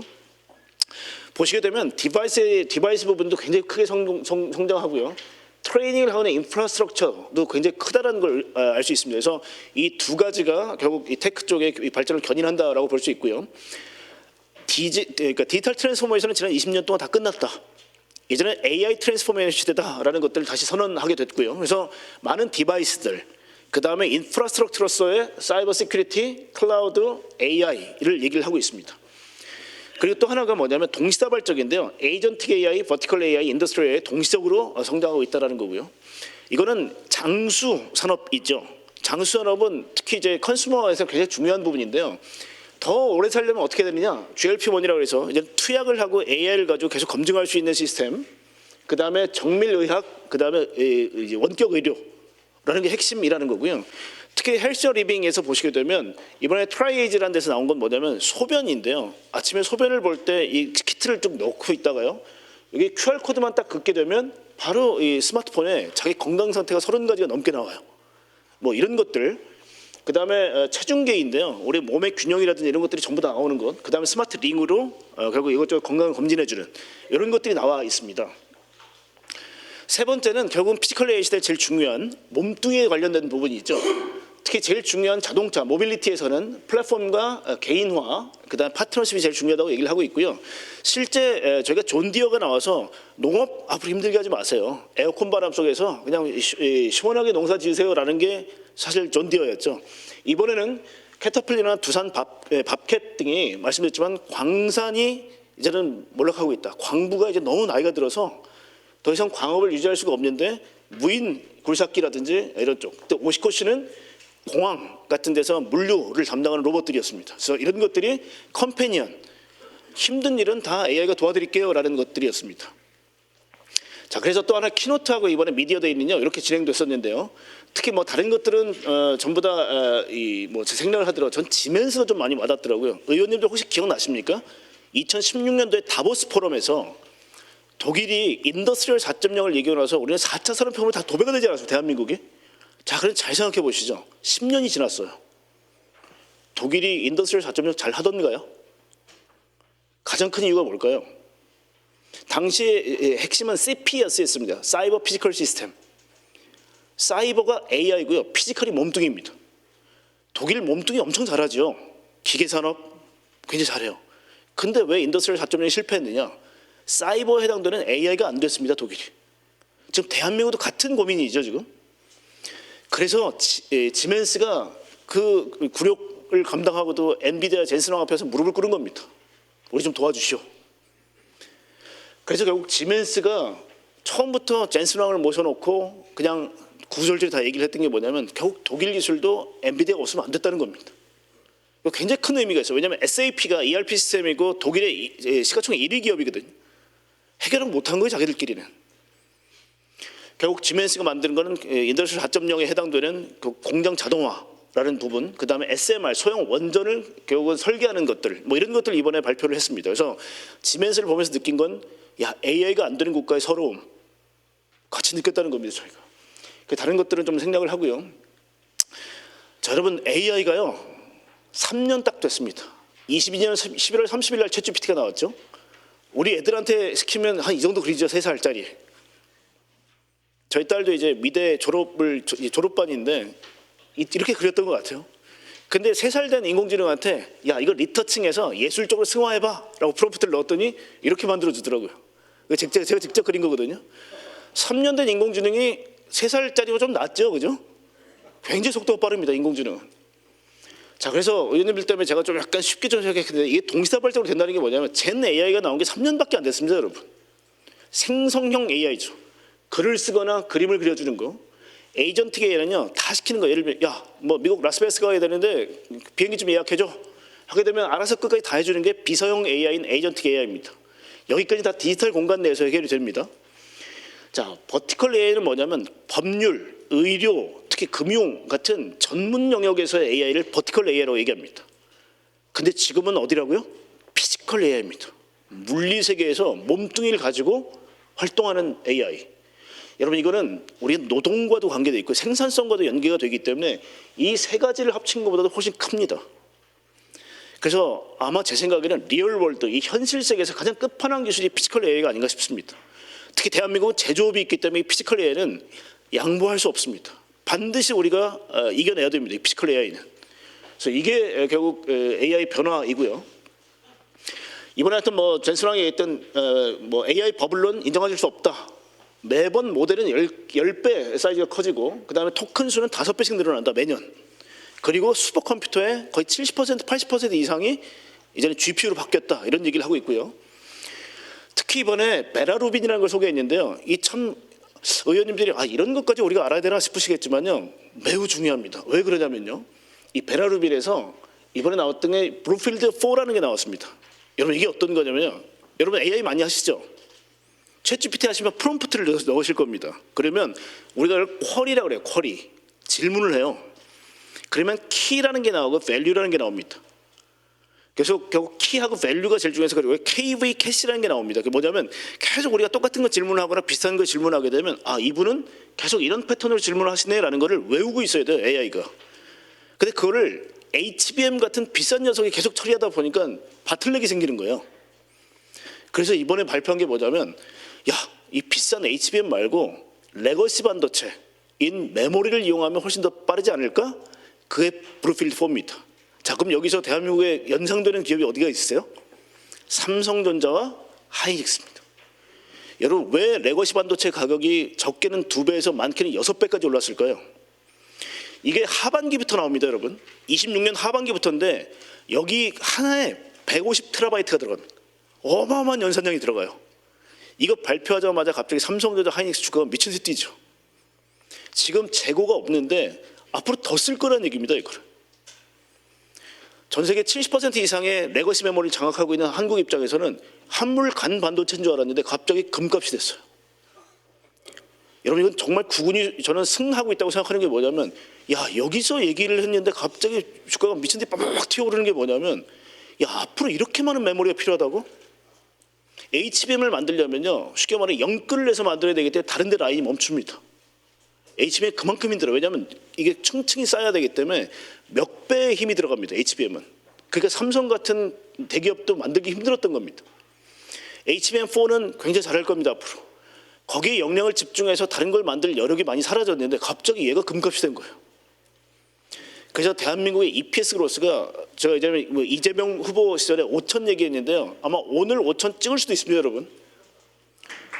네, 정말 5천 찍을 것 같습니다, 제가 보기엔. 그래서 거기 상당 부분이 반도체 역할이 컸어요. 왜냐하면 이미 전체 40%가 넘는데 이 발표가 대한민국한테 갑자기 막 전율이 일었던 게 뭐냐면 되는구나, 대한민국. 이런 얘기입니다. 그래서 여기 끝에 있는 끝단 이 두 개가 결국은 메모리 반도체로 꽉 채워질 겁니다. 이 4개. 자, 그리고 하나가 이제 엔비디아가 얘기했던 것 중에 하나가 이게 디지털 공간에 들어가 있는 애들이고 여기 피지컬 AI인데요. 자, 여기서 이제 왜 이번에 엔비디아가 얘기하는 게 참 중요하냐면요. 지금 말씀드렸지만 전체 시가총액의 40% 이상을 차지하고 있는 삼성 하이닉스가 아까 말씀드린 것처럼 베라루빈 때문에 뜨게 됐다고 말씀을 드렸죠. 자, 여기 세 개가 피지컬 AI에 관련되어 있는 엔비디아의 것들입니다. 자, 작년도에 아이작 그로시라는 게 뭐냐면 로봇을 움직이게 하는 애들입니다. 얘가. 근데 야, 로봇이 물리 세계를 이해 못하니까 중력, 구심력, 원심력, 뭐 빛의 왜곡, 굴절, 산란 하나도 이해 못하잖아. 그래서 만든 게 코스모스 월드 파운데이션 모델입니다. 세상에 대한 상식입니다. 얘가. 얘를 갖다 붙여놓고 이번에 자율주행에서 알파마요라는 게 나왔는데요. 이렇게 되면 대한민국 기업하고 뭐가 상관이 있을까요? 시가총액 10위권, 주가지수 5천이 되려면 1등, 2등은 이미 뭐 확 날아갔어요 지금. 그럼 3등서부터 삼성바이오서부터 밑에 쭉 보면 기아까지 3등서부터 10등까지가 대부분 다 제조업입니다. 피지컬 AI의 가장 핵심이 제조업이라고 말씀드렸죠. 한화 에어로도 있죠. 하나. 현대가요. 어제자로 LG 에너지 솔루션을 역전했습니다. 98조 시가총액. 곧 100조를 넘어설 것 같습니다. 오늘. 그 얘기가 뭐냐면 이 알파마요가 엔비디아가 만든 시스템이 테슬라하고 상당히 유사하게 만들었는데요. 후발주자이기 때문에 얘를 쓸 것 같습니다. 현대가. 자율주행이 될 것 같습니다. 그러니까 이게 지금 갑자기 왜 현대자동차가 주가가 미친 듯이 뛰었냐면요. 이 세 가지가 현대자동차에 직접적 영향을 주고 있습니다. 그래서 CES가 끝나자마자 시가총액이 미친 듯이 올라서 거의 2배가 됐죠. 지금. 100조가 됐습니다. 그래서 어제자로 PR이 11배. 테슬라의 PR은 230배. 그래서 어제 기자분들이 아니 현대자동차 주가 얼마까지 올라가요? 기자분들이 믿음이 있으면 뭐 230배보다 못해도 한 100배 갈 거고 믿음이 없으시면 11배, 12배에서 끝나는 거고. 그러니까 지금 시장의 반응은 딱 반반입니다. 야, 예전에 애플카 한다고 얘기했을 때 주가가 미친 듯이 빡 튀었다가 애플이 나 안 해 했더니 박살났어요. 그때인 거냐? 아니면 진짜 엔비디아가 파트너로서 현대자동차하고 손잡으면서 결국 올라가서 앞으로 정말 현대자동차가 로봇 기업으로 탈바꿈 할 거냐? 그 기로에 서 있는 겁니다. 자, 그래서 로봇은요 앞으로 이 뇌, 인간의 뇌에 해당되는 부위하고요, 인간의 몸에 해당되는 부위를 나뉠 겁니다. 그래서 굉장히 많은 기술들이 녹아들어 있는 게 로봇 산업입니다. 이게 지금 말씀드렸지만 엔비디아가 해줄 역할입니다. 그리고 이 밑에는 결국 우리가 해내야 될 부분들입니다. 이게 결국 로봇 산업에서 가장 중요한 변화다라고 말씀드릴 수 있고요. 자, 그래서 진영은 이게 마치 애플하고 똑같죠. 테슬라는 독고다입니다. 혼자 다 합니다. 근데 지금 엔비디아 밑에 있는 건 피규어, 보스턴 다이내믹스, 에질리티 로보틱스, 원엑스, 어프로빅스 이런 제일 유명한 로봇 회사들은 전부 다 엔비디아 진영에 있죠. 이게 마치 뭐랑 비슷하세요? 안드로이드 진영. 당시 안드로이드가 후발주자였지만 삼성이 갤럭시 S1을 만들면서 애플을 치고 나갔고요. S2 때 세계 1등 찍었습니다. 결국 그 흐름과 비슷하다. 그러면 지금 엔비디아 입장에서는 누가 제일 필요하냐? 결국은 보스턴 다이내믹스 같은 파트너가 필요합니다. 여기서 현대자동차가 대량 생산 능력을 구비하고 있는 몇 안 되는 로봇 회사 중에 하나예요. 그래서 굉장히 큰 변화이다. 그래서 안드로이드 진영의 삼성, 갤럭시처럼 결국 알파마요 내지는 결국 엔비디아 진영에서 현대자동차의 보스턴 다이내믹스가 될 수 있다. 이게 굉장히 중요한 변화입니다. 그러니까 현대가 이걸 해내느냐 못해내느냐에 따라서 엔비디아 역시도 앞으로 성공하느냐 못하느냐가 갈라지는 거죠. 그래서 굉장히 중요한 변화라고 생각합니다. 자, 또 하나의 변화가 엔비디아가 얘기했던 AGX, DGX, 옴니버스인데요. 결국 엔비디아가 우리한테 제공해 주는 거 뭐냐? 여러분들 우리가 애를 낳고 나면 뇌는 대뇌 피질로 단백질로 구성되어 있지만 25년 동안 저희가 어디를 집어넣습니까? 교육기관에 집어넣어야 사람이 되죠. 마찬가지로 얘만 있으면 안 됩니다, 여러분. 이 DGX하고 옴니버스가 뭐냐면요, 집단지성이 옴니버스고요, 이 DGX가 학교입니다. 그래서 여러분이 26만 개 GPU를 획득해 주신 게 얼마나 대한민국에 큰 도움이 될 거냐면요, 바로 이 얘기입니다. 데이터 센터이기 때문에 앞에 D자가 붙습니다. 26만 개의 GPU가 만들어낼 세상이 학교입니다, 학교. 그래서 이 시스템으로 로봇을 훈련시킬 거다라는 거고요. 아마 대한민국 요소요소에 이 로봇들이 들어가서 활동을 하게 될 겁니다. 자, 또 하나가 이제 결국은 이 세상을 이해하는 방법인데요. 요즘에 이런 거죠. 인간이 직접 가르치는 게 제일 좋습니다. 왜냐하면 인간은 암묵지가 체화되어 있습니다. 암묵지라는 거 이런 겁니다. 예를 들면 의원님이 고센터장 저기 가서 쓰레기 좀 버리고 와. 쓰레기 좀 버리고 와가 다죠. 프롬프트는.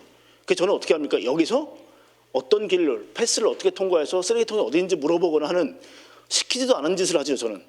이게 암묵지예요. 암묵지의 형식지화가 제일 어렵습니다. 자동차도 야 좌회전을 100m 가서 좌회전을 해야 되는데 지금부터 계속 껴들고 하는 건 뭐냐면 내 머릿속에 100m 후에 좌회전을 해야 된다는 생각이 있기 때문에 암묵지는 계속 좌측 안 비켜줄 거야 대한민국 사람들은. 그래서 계속 깜빡이를 놓고 뭐 손을 이렇게 하든지 이건 다 안 시켰는데 하잖아요. 그죠? 이게 다 암묵지예요. 근데 이걸 형식지화하는 게 가장 어렵습니다. 왜 로봇을 인간처럼 만드는 게 어렵냐? 암묵지가 너무 많아요. 그래서 리얼 데이터는 암묵지가 녹아 있습니다. 합성 데이터는요 그런 게 다 배제되어 있어요. 엔비디아와 테슬라의 가장 큰 차이는 리얼 데이터 센트릭이냐 아니면 합성 데이터 센트릭이냐. 이거 굉장히 중요한 철학 차이입니다. 대한민국 후발주자이기 때문에 급해요 마음이. 합성 데이터로 가려고 할 겁니다. 그래서 리얼 데이터가 정말 중요합니다. 그래서 대한민국이 만약에 성공하려면요 이 집단지성을 가지고 리얼 데이터를 모아줘야 됩니다. 이게 대한민국 되게 암묵지가 많아요. 예의범절은 대표적인 암묵지입니다. 어떤 로봇은 되게 뻣뻣해요. 그러니까 대한민국 로봇은 아주 공손해요. 그러면 글로벌 로봇 시장에서 대한민국 로봇 인기가 있겠습니까 없겠습니까? 그게 암묵지예요 여러분. 예를 들면 이거 할 때 뭐 미국 애들은 대충 그 퐁퐁 같은 거 짜가지고 대충 그냥 수건으로 쓱 닦고 나서 접시 닦았다 그러죠. 대한민국 얼마나 뽀드득 소리 날 때까지 닦습니까? 이게 암묵지예요. 우리 어머님들 바닥에 무릎 꿇고 나서 걸레질 가지고 계속 빡빡 닦으시잖아요. 로봇이 그렇게 해준다 그러면 얼마나 좋아하겠어요 글로벌 시장에서. 이게 대한민국의 집단지성의 힘이 암묵지로 녹아들어가는 겁니다. 이렇게. 그래서 그게 결국 뭐냐, 지금 유튜브 같은 비디오 클립을 가지고 얘들이 처음에는 의미 없는 비디오 클립을 가지고 이렇게 검색으로 바뀐 게 디노이즈 토큰이라고 써있죠. 이렇게 해서 유튜브를 통해서 암묵지를 전부 다 스스로 AI가 깨닫는다는 겁니다. 그래서 지금 리얼 데이터 이후에는 이 동영상을 가지고 비디오 기술 기반을 가지고 넣는다는 거고요. 이미 테슬라는 원격제가 끝났습니다. 텔레오퍼레이션이라고 그러죠. 인간이 수트에다가 센서 다 받고 나서 막 진짜 다 보여주는 거. 이게 어느 정도 끝나고 났더니 이제는 원격 관찰 훈련 방식이 다 바뀌었다는 겁니다. 인간의 행위를 보고 왜 저 사람은 프롬프트에 없는 행동을 하지? 따로 킵. 이게 다 데이터 센터에 저장돼요. 여러분 이해 가세요? 이게 암묵지의 형식지화입니다. 자, 어려운 것들은 조금 지나고요. 그래서 결국은 엔비디아가 군집 여러 개의 훈련을 보여주면서 결국 로봇을 학습시켜서 우리 아틀라스가 뛰게 됐다라는 거고요. 결국은 응답 속도에 대해서 결국 초저전선을 뭐냐 발로 빡 찼을 때 얘들이 갑자기 비틀비틀 이렇게 하는 것들은 뭐냐면 가장 빠른 속도. 그 다음에 인지는 조금 시간이 더 걸려요. 생각 판단은 더 시간이 오래 걸립니다. 이 레이어가 다 따로 존재합니다. 그래서 지금 중국에서 지금 막 서커스처럼 하는 애들은 2단계이고요. 이 위로 올라가야 로봇이 비로소 인간처럼 바뀌는 겁니다. 자, 그래서 그게 결국 뭐냐면 작년까지만 제가 아마 설명드릴 때 비전 랭귀지 모델이 나왔어요. 뭐냐면 비전이 뭐냐면 이거 보는 거예요. 자, 여기서 지금 프롬프트는 VL이죠. 비전 랭귀지. 어떻게 알아듣냐면 이걸 보고 야 여기서 뭐 기자재 옆에 있는 노란 통에 옮겨놔라고 얘기했을 때 이게 VLM이었어요. 비전 랭귀지 모델. 근데 디퓨전 트랜스포머 모델은 뭐냐면 그래서 행동을 어떻게 해라는 걸 되게 구체적으로 설명해 주는 토큰입니다. 그 로봇이 이제는 비로소 일하게 됐다라는 거죠. 그래서 뭐 인간의 좌뇌 우뇌 뭐라고 똑같습니다. 시스템 2는 결국 비전 랭귀지고요. 실제로 행위하는 토큰은 여기서 발생한다. 그래서 로봇이 이제 움직이는 시대가 됐다라는 겁니다. 그래서 엔비디아가 지금 현대자동차가 간절히 원하는 거는 뭐냐면 야 우리는 합성 데이터 위주로 갔는데 리얼 데이터가 너무 조금밖에 없어서 아무리 해도 잘 안 돼요. 이게 엔비디아 진영의 문제입니다. 테슬라 진영은 어떠냐? 어마어마한 데이터가 리얼 데이터로 존재해요. 야, 근데 예를 들면 우리가 고속도로에서 고라니가 확 튀어나와서 로드킬을 할 가능성이 얼마나 되겠습니까? 그런 정말 예외적인 건 다 합성 데이터로 만들겠다는 겁니다. 그래서 리얼 데이터가 92%, 합성 데이터가 8%가 얘들 철학입니다. 근데 반대로 여기는 합성 데이터 우선, 리얼 데이터 조금. 그래서 한국에서 엔비디아를 도와줄 건 뭐냐? 현대자동차의 로봇이 됐든 자율주행차가 됐든 이 데이터를 어마어마하게 만들어주는 겁니다. 그래서 이거는 대한민국에서 생각이 좀 필요합니다. 이 데이터를 한국에서만 갖고 있을 거냐? 퍼뜨릴 거냐? 이게 왜 이번에 저희가 보시면 AI에서 인클루시브 AI라고 해서 포용적 AI를 할 거냐 아니면 국가가 소버린 AI를 할 거냐 그 철학하고도 좀 비슷합니다. 개방을 해놔야 전 세계에 있는 데이터가 다 들어오고요. 폐쇄형은 국방 같은 데서는 저희가 제한을 해야 합니다. 그래서 그런 철학도 일단 여기서 좀 필요하다라는 거고요. 그래서 엔비디아가 지금까지는 이랬는데 이렇게 바뀌겠다라고 만든 게 이번에 알파마요입니다. 이 알파마요를 아마 적용할 처음 차가 아마 현대자동차가 될 것 같습니다. 자, 그래서 로보틱스 이번 현대자동차가 기승전 현대자동차가 됐던 게 주가가 크게 올라왔던 이유가 이겁니다. 결국 유압으로 만들었던 로봇을 전기로 다 바꿨고요. 그래서 앞으로 26년서부터 대량 생산을 해서 28년도에 연 3만 대 규모의 로봇을 대량 생산하겠다는 게 현대자동차 생각입니다. 누가 만드냐? 우리 자회사들이 만든대요. 그러니까 현대자동차의 자회사들이 아마 특히 모비스가 아까 제일 중요한 액추에이터 전부 다 만들겠다는 겁니다. 그리고 구글 딥마인드하고 손잡았는데 이것도 참 대한민국에는 구군이 승할 생각입니다. 여러분 엔비디아가 왜 구글하고 손잡았을까요? 이거 경쟁자거든요. 구글은 TPU를 쓰고요. 그 다음에 텐서플로우라는 언어를 쓰고 GPU는 쿠다라는 걸 씁니다. 둘이 경쟁 관계인데 서로 잘하는 게 있고 못하는 게 있어요. 작년 9월에 되게 뻘쭘하게 둘이 야 우리 한번 협력을 해보자 이렇게 손을 잡았는데 그 다음에 파트너가 된 게 현대자동차예요. 가서 제가 물어봤더니 현대자동차 사장님이 이렇게 해요. 선생님 처음에 엔비디아 기술 가지고 공장에서 로봇을 돌렸더니 일을 못해요.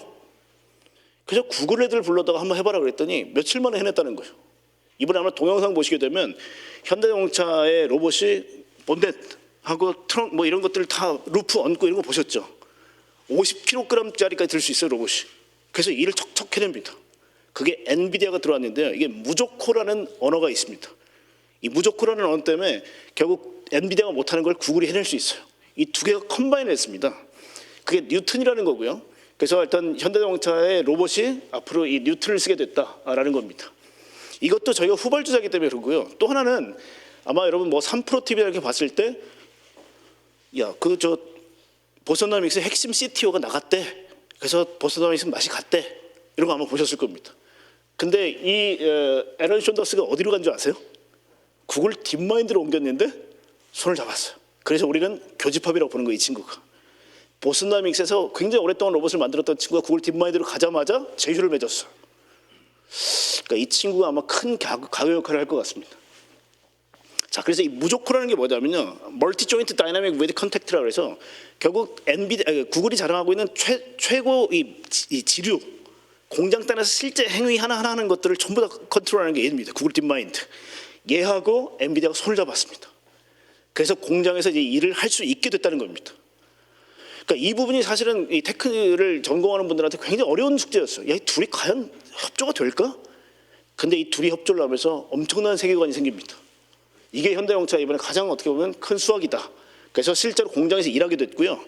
의장 공장에 만약에 이 아틀라스가 투입되게 되면 바틀렉이 사라집니다. 현대자동차의 지금 노조 조직 중에서 의장 공장 라인에 사람이 제일 많습니다. 그래서 이 부분이 어떻게 될지 앞으로 좀 지켜봐야 될 것 같다는 거고요. 알맥이라는 건 뭐냐면 로봇 메타프론팅 어플리케이션 센터로 해서 학습소, 학교고요. 여기에 직접 투입될, 그래서 공장에서 배울 걸 미리 학습을 하고 나서 보내겠다는 겁니다. 이게 결국은 현대자동차의 공장에 투입하는 계획들이고요. 중국 로봇은 많다는 말씀을 좀 드렸죠. 시간을 제가 너무 많이 썼네요. 그래서 5,900불짜리 로봇이 나왔기 때문에 중국 로봇은 굉장히 싼 로봇으로 앞으로 도배가 될 겁니다. 이분 고민이 많이 있고요. 실제로 에지봇이라는 데는요, 28살짜리 천재가 너 꿈이 뭐니? 이게 화웨이 영재 프로그램에서 1등한 친구입니다. 전지휘라는 친구가. 너 꿈이 뭐니? 로봇에서 만드는 거예요. 했더니 천문학적 돈들이 베팅이 돼요. 3년 만에 중국에서 가장 큰 로봇 회사가 됩니다. 지금 31살입니다. 이 사장이. 천재고요. 중국 정부가 어떻게 도와줬냐? 이 에지봇 월드라는 게요, 로봇의 액션 토큰들의 라이브러리입니다.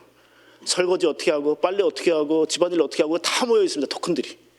중국이 10개의 로봇 학습소를 만들어줬어요. 이게 결국 중국 정부가 이 천재들을 어떻게 서포트하는지의 방법입니다. 그래서 에지봇은 정말 저희가 경계를 해야 되고요. 이번에 LG 클로이드라는 로봇이 나왔어요. 그 로봇에 뜯어보면 얘입니다. 네. 그래서 한국도 깊이 지금 에지봇이 들어와 있습니다. 삼성, LG, 현대 다 들어와 있습니다. 에지봇이. 자, 그래서 로봇 굴기가 되고 있다는 거고요. 그래서 실제로 가전 회사들도 실제 집안의 가정용 도우미 로봇들을 내놓고 있습니다. 이게 B2C 영역까지 지금 들어오고 있다는 거고요. 그래서 로봇 부품은 다 중국이 꽉 잡고 있다라는 거고요. 실제로 미국에서 이번 CES에서 얼마나 많은 로봇 부품사들이 중국인지에 대해서 보이고 있는 겁니다. 한국 맥설란스 정말 제가 보기에는 자랑스러운 이번에 어떤 연결했다. 이게 대한민국에 좀 전 표준이 됐으면 좋겠다. 어떤 인더스트리가 됐든요, 우리가 합치지 않으면 중국 이길 수 없습니다. 국가 자본주의에 맞서는 유일한 방법이 제 생각에는 연합밖에 없다라는 생각입니다. 그래서 대한민국도 지금 조금 투박하긴 하지만 로봇 덱스트러스부터 열심히 좀 준비하고 있다는 거고요. 특히 이거 같은 경우는 아까 컴퓨터 말씀드렸는데요. 우리가 옛날에는 건설 현장에서 벽돌이라든지 시멘트 지고 올라가는 다 지게 지고 올라갔잖아요. 한국에서 만든 고래 로보틱스라는 데는 실제 그 인부들을 도와주는 로봇이에요. 시멘트 포대를 들고 따라가는 로봇. 그리고 마음 AI, 좀 짠했는데 사장님이 우린 좀 150억밖에 없고요. 선생님 저희가 레버리지를 일으켜서 부채를 일으켜서 250억인데 중국 대학에 너무 한계가 있어요. 사장님이 저한테 거의 뭐 울면서 얘기하시더라고요. 그래서 이런 투박한 녀석을 로봇에 얹어가지고 지금 쓰고 있습니다. 이게 다 안으로 임베드 들어가야 되겠죠 앞으로. 소재 부품에 대해서 고민이에요. 보세요. 액추에이터가 로봇의 70% 이상입니다. 제일 중요한 게 액추에이터다. 로봇 이퀄 액추에이터다. 이것만 외우셔도 됩니다. 여기서 센서라든지 다른 것들이 있는데 여기서 모터나 드라이브 같은 게 굉장히 많이 들어간다. 즉 액추에이터의 내재화가 대한민국의 핵심이다. 가 돼야 될 것 같고요. 그래서 소재 쪽에 모비스도 들어가고 HL 만도도 들어가고 다 들어간다는 겁니다. 만도도 이번 정몽원 회장님하고 얘기를 많이 했어요. 자동차 시장이 끝나는 것 같아. 로봇 시장 안 들어가면 만도 HL 그룹도 힘들어. 그 말씀하시더라고요. 결국 그래서 만도도 액추에이터 들어간다라는 겁니다. 그리고 로보티제 김병수 대표도 얘기하는 게 뭐냐면 왜 우즈벡까지 들어갔냐? 히토류 때문에. 여기에 다이내믹 셀이라는 액추에이터 만들거든요. 그래서 왜 우즈벡까지 가서 만드냐? 히토류 때문입니다. 그래서 우리도 이 센서나 이런 것들은 대한민국 내재화를 좀 시켜야겠다는 거고요. 저희가 좀 빨리 좀 넘어가겠습니다. 요거는 뭐 아까 다 말씀드렸던 내용들이고요.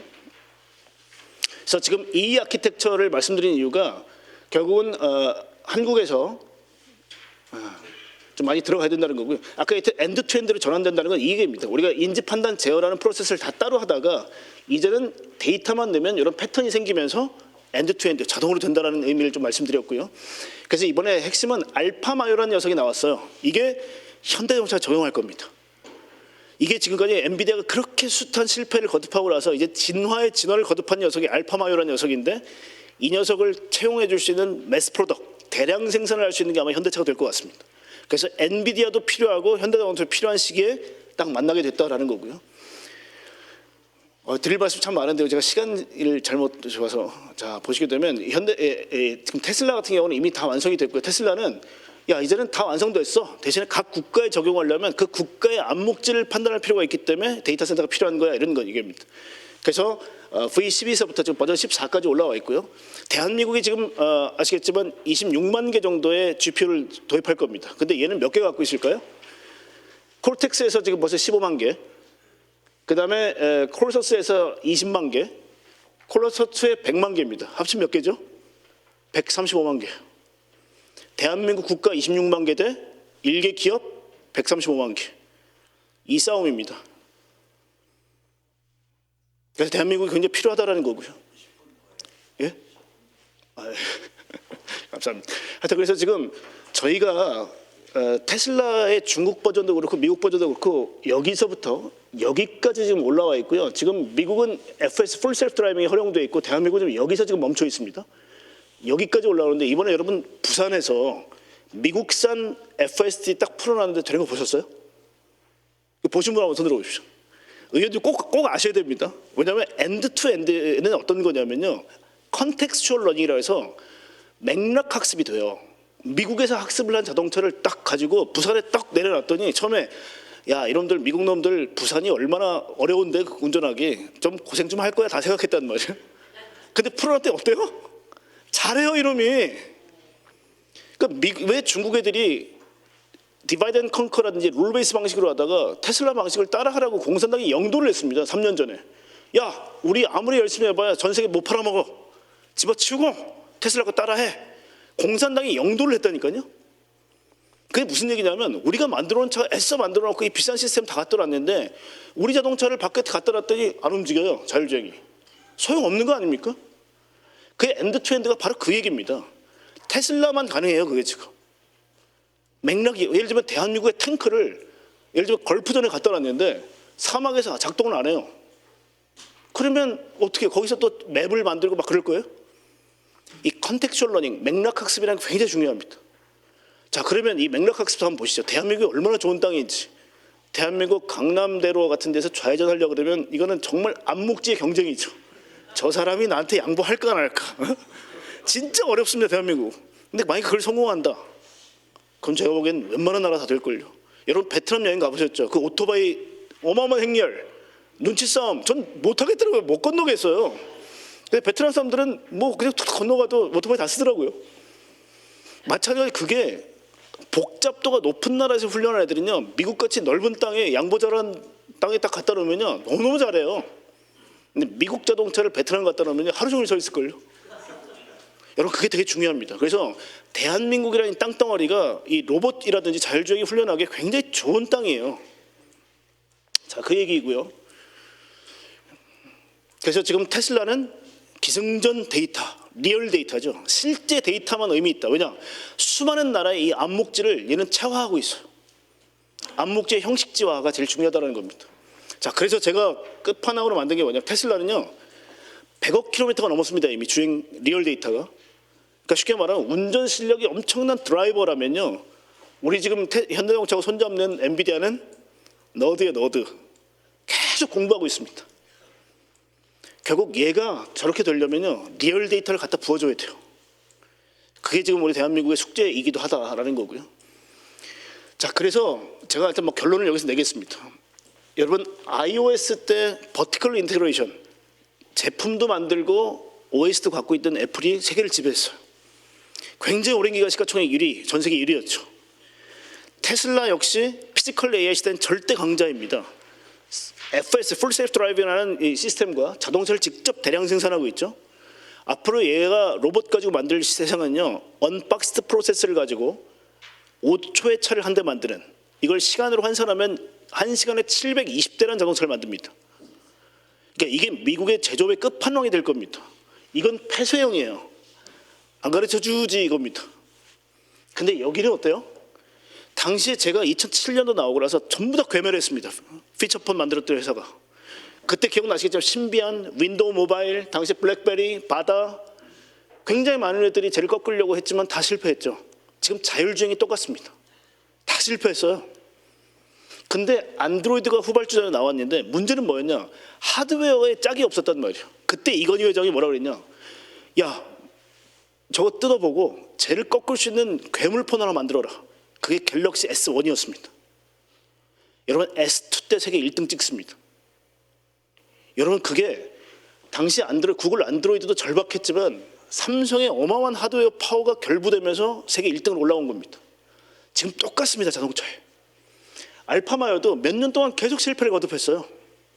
근데 말씀드렸지만 이 알파마요는 제가 아까 좀 생략을 했지만 테슬라의 엔드 투 엔드에 가장 근접해 있는 모델입니다. 대한민국의 현대자동차도 지금 피봇을 3번 했습니다. 이거 아닌 것 같아. 이거 아닌 것 같아. 이거 아닌 것 같아. 그래서 수많은 애들이 피로감을 느끼고 있습니다. 현대자동차도. 아마 송창현 대표라고 여러분 아실 겁니다. 그분이 나가면서 결국은 새롭게 해야 되는 4번째 피봇입니다. 결국 좌절하지 않는다는 게 뭐냐면 또 이번에는 그러면 이제 엔비디아가 손을 잡았습니다. 만약에 매스 프로덕트 1년에 800만 대를 정도 생산하는 현대기아가 만약에 쟤한테 알파마요한테 리얼 데이터를 공급해주면서 만약에 딱 맞는다면 자동차 자율주행계의 갤럭시가 될 수 있습니다. 즉 젠슨왕은 현대자동차가 굉장히 필요할 거고요. 현대자동차는 지금까지 실패했기 때문에 엔비디아가 필요합니다. 이 시대가 됐기 때문에 결국 아까 말씀한 로봇, 자동차 둘 다 합쳤을 때 이번에 CES의 핵심은 현대자동차가 된 거죠. 그래서 어마어마하게 주가가 올라갔던 겁니다. 그래서 하여튼 뭐 제가 많은 시간을 좀 두서없이 말씀드렸는데요. 한국이 지금 나갈 방향은 자명합니다. 피지컬 AI 시대의 주인공이 되어야 됩니다.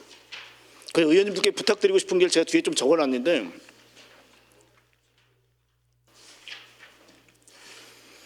피지컬 AI 시대는 제조업과 인공지능의 유기적 결합이 핵심입니다. 제조업 육성해야 되고요. 이 제조업이 AI를 이해할 수 있도록 도와주셔야 됩니다. 그리고 지금 이재명 정부가 제일 잘하고 있는 부분 중에 하나고요. 참 저희가 구군이 있다고 생각하는 게 뭐냐면 박쥐 같은 외교. 미국이 물건 만들어 달래요. 근데 그 물건에는 필연적으로 히토리가 필요해요. 근데 FDPR 때문에 미국 애들은 아마 히토리를 아마 견제당할 겁니다. 중국한테. 이게 어떻게 보면 우리 불화수소 문제 때 우리가 한번 겪었던 거하고 동일한 상황이 발생할 수 있습니다. 그래서 자원 외교를 신경 써주십시오. 제발. 듀얼 밴드로 가야 됩니다. 그래서 미국과 중국의 갈등 속에 이념과 실익간 고민이 많을 수밖에 없습니다. 답은 실용 외교밖에 없습니다. 박쥐처럼 해주십시오. 그 두 번째는 결국은 한국은 이 최고 밀도의 실제 물리 환경, 똑똑한 국민들이 양질의 데이터를 만들어낼 겁니다. 아까 했지만 대한민국은 암묵지는 세계 최고입니다. 가장 똑똑하고 그다음 까칠한 사람들. 이 리얼 데이터가 그대로 녹아 들어가게 해주십시오. 그래서 이건 레귤레이션상에 저희가 어느 정도 데이터를 모으는 거는 여러분이 좀 환경을 만들어 주셔야 됩니다. 후발주자 늦었지만 늦었기 때문에 엄한 기술을 안 쓸 수 있습니다. 바로 갈 수 있다라는 거고요. 미국의 막대한 자본력과 기술력, 중국의 국가 자본주의에 맞선 대한민국은 연합밖에 없다. 이런 장을 좀 만들어 주십시오. 같이 뭔가 협업할 수 있도록. 그리고 인재는 이제 육성이 아니라 유치죠. 이번에 제가 모 회사를 갔더니 최고 엔지니어가 베트남 친구더라고요. 베트남 천재가 와 있어요. 대한민국 대기업입니다. 수석 엔지니어가 베트남이에요. 이럴 때 됐습니다. 대한민국이. 대한민국의 훌륭한 애들은 다 미국에 가 있습니다. 지금. 이번에 현대자동차가 77년생 애를 사장으로 앉혔어요. 걔는 테슬라 FSD에 처음에서 있다가 9년 동안 엔비디아에서 자율주행을 책임졌던 애예요. 정말 훌륭한 애들이 대한민국 애들이 있더라고요. 미국에. 인재 유치로 전환돼야 되고요. 이제는 AI를 우리가 적대적으로 생각할 게 아닙니다. 대한민국도 인구 소멸 국가입니다.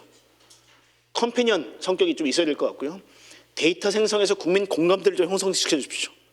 대한민국이 제일 잘할 수 있는 건 양질의 데이터를 만들어내는 겁니다. 잘할 수 있습니다. 이거. 그다음에 150조 원. 제가 이재명 후보 때도 얘기했던 게 이 마중물이 제가 작년에 이맘때 말씀드렸던 게 전 정부에서 AI 3조 예산이었죠. 근데 그때 우리 50조, 갑자기 이제 후보 되시면 공약에서 100조, 또 한 번 더 거쳐서 150조. 대한민국이 영끌입니다. 우리 형편에 이 150조 정말 큰 돈입니다. 쓸데없이 쓰이지 않도록 여러분 최선을 다해 주십시오. 그러니까 이게 대한민국이 살아나는 길이라고 생각합니다. 감사합니다.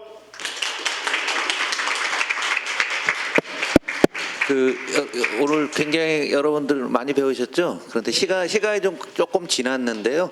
앞으로는 주기적으로 한번 오늘 고전무한테 부탁드리고 싶은 게 주기적으로 와서 최신 동향을 업데이트하고 또 같이 토론도 하고 그랬으면 좋겠습니다.